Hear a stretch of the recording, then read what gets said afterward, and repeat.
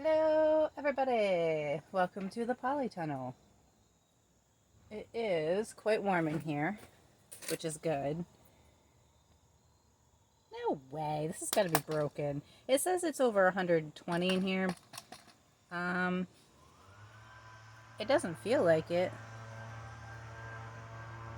I think my thermometer might be broken. Because there's no way it's 120 in here. No way. It's got to be at least 80. So, anyways, it's 80 degrees, we'll just say, in the Polytunnel, because I think that broke. Oh my god, I'm going to die. Tripped over my watering can. Today, let's get to what I'm going to be talking about today. Today I'm going to be talking about basically what I've planted this past week in the Polytunnel, like in the raised bed area, and maybe a little bit about what's going on over here, which isn't much. And please excuse the noise. My neighbor has a landscaper over, and of course, it happens to be while I'm filming. Hooray! But such is life, right? So as long as you can hear me, we're good. So that's what I'm going to be talking about today in this video, which isn't going to be very long. So yeah, let's get to it. Hit that like button, subscribe, hit that bell, ding! Share with your friends, because algorithm purposes and all that hoopla. And then we'll get right to it. Okay. Let's see. Not like that's going to do much, but my old lady knees. So I have made a really nice selection this year, I think, to get started. I'm really excited about the second season of Polytunnel growing. Let me zoom out a little bit. There we go. Though I had a really weird dream that I was holding this down, but we've got that going on with the frame. Plus we're going to shore it up more on the top. So, I don't know. Maybe that dream is like, hey, you need to really start prepping. It's been cold, and I think we're going to get an early frost, which, I got a butternut squash out there. Anyways, all right, what have I planted? Radishes, always. I always plant radishes. That is like a staple in my garden. So this row right here is cherry bell. I don't know. I think I planted two different types of radishes, but I just put the little tabs that say radish because I don't really care what kind of radish I'm growing. This row right here are scarlet carrots. I've never grown them before. Oh, look. Radishes.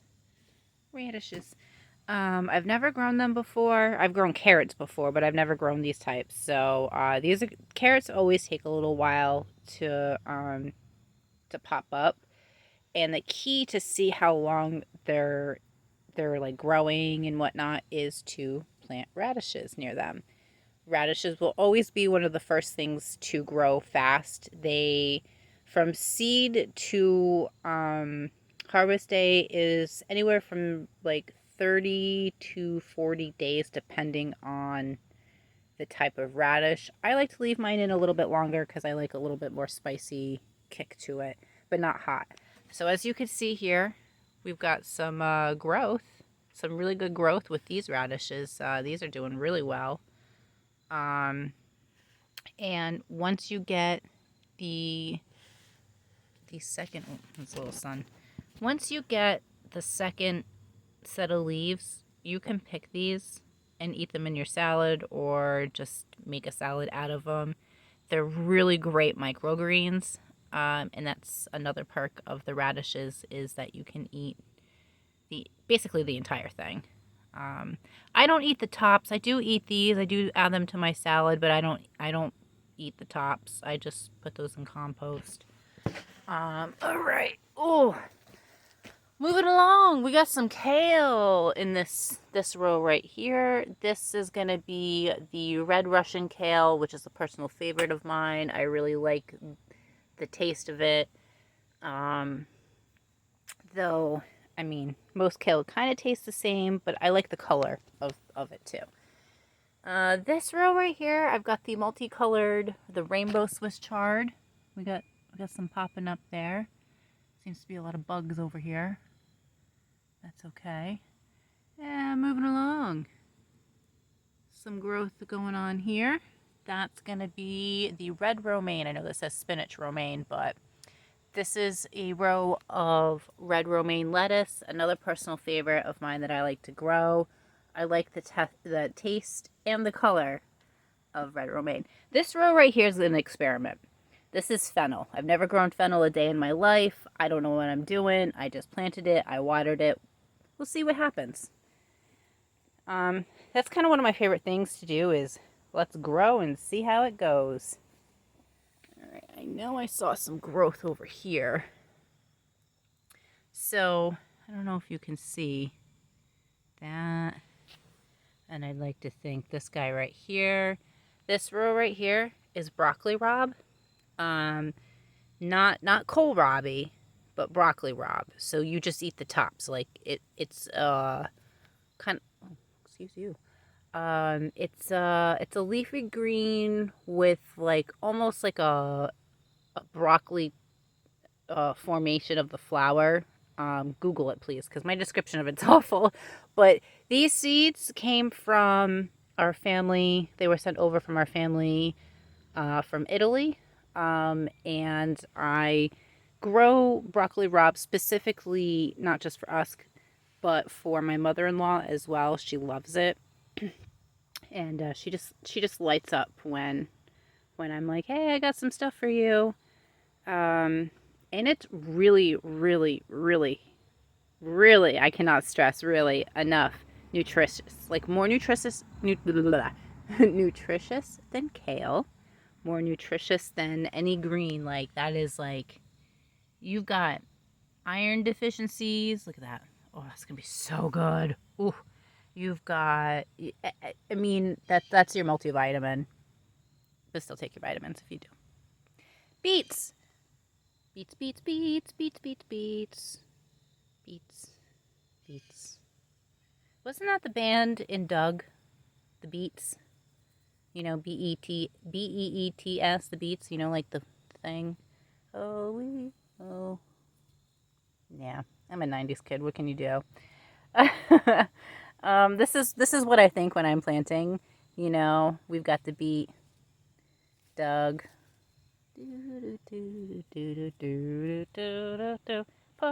Parsley is so good. I've got it everywhere. I've got this row here, which I'm gonna bring this guy into a row. Let me stand up. Ow. Ow. Oh gosh, I'm tripping over everything. So I'm just gonna move this parsley over here. Then we've got a row of parsley next to the beets, which I gotta double check to make sure that's okay. You know, because some things will not grow next to other things as well. Like I probably will never plant cucumbers next to the peppers again because the cucumbers just strangled everything. I just picked our last cucumber of the season 2 days ago. And I have to say it was a really good cucumber season. So this is going to, I think I'm going to use this for beans. I got, oh, they're not looking so good. That's not looking so good. But you know what? I could plant more. Oh my goodness. I don't know what happened there. So I think I'm going to grow the beans up this way. You know, get some beans. I got some, who's the Dinksies? I can't think this morning, people. I'm sorry. Brain farts. I don't know why I do this in the morning. I got some bush beans growing over there. And then when I pull all of these up, which you can see, I'm still getting tomatoes. Like, this is still growing. This is new growth. This is going to be tomatoes, but I have to make that executive decision, and probably with my fiance as well, to decide what to do with this. May just cut it back down to one of the healthier plants and let that grow and let it grow as much as I possibly can until it gets too cold in here. Because right now during the day it's really nice, but at night not so much. And then we get, you know, we get some weird looking tomatoes and slugs. To answer that comment, by the way, because I haven't gotten to the comment section yet. Yes, this gardening season, has been awful. Oh my gosh, the slugs and the caterpillars. The slugs and, ow, and the caterpillars. Why? Why? But I will physically respond to that comment when I upload this. So sorry about that. It's been a crazy week. Um, but yeah, no, the slugs have been really bad in here. So I've been trying to put as much baking soda in here as possible, as well as cinnamon. That's one of the tricks I like to do for gardening to keep those types of creatures away. White vinegar too. Like I do white vinegar along, especially when the weather starts to get cold outside, because the mice will try and come in the polytunnel, and I don't want none of that. Let's see, the thyme is doing really well so far. The rosemary is doing okay. It's been a rough year for this guy as well. My chamomile seems to be doing okay. This one's bouncing back. So that makes me happy because I love chamomile tea. Like chamomile is my life bloodline. It's my life. All right. We're still just growing some random stuff over here. I mean, the eggplant really has not grown, so I don't think I'm going to get that. The tomato plants are now growing, but they've been stunted. I brought this basil plant in from outside. I might actually plant that to keep that going as much as possible. These are my bush beans. So there's been a stunt, a growth stunt. Blah, blah, blah. Oh my dear God. Everything has been stunted while growing because the weather has been weird. There we go. Oh my gosh. And still having this fungus problem too. So I probably shouldn't have planted anything because I was going to remove this. But I think I'm just going to clean the outside and pour some vinegar on that.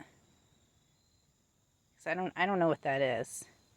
And I don't want that near the food. But I'm in a time crunch. Like, you have to get all this done, you know, especially before the first frost, you know, even though it's not going to be outside. And then, like, I have to fix this up here, you know, because I think I talked about this before. Like, that's all rubbing away, you know, like even though I'm lightly touching it, it's still kind of breaking, so I probably shouldn't touch that. But so there's a lot of things that we've got to do, but that's what I planted. Radishes, scarlet carrots, radishes, red Russian kale, multicolored Swiss chard, red romaine, hopefully fennel, beets, broccoli rabe. You should really try it. It's really, really good. That is it, folks. I will keep you updated on what's going on. Also with the outside garden too. And I hope you guys have a great day. Thanks for watching this video.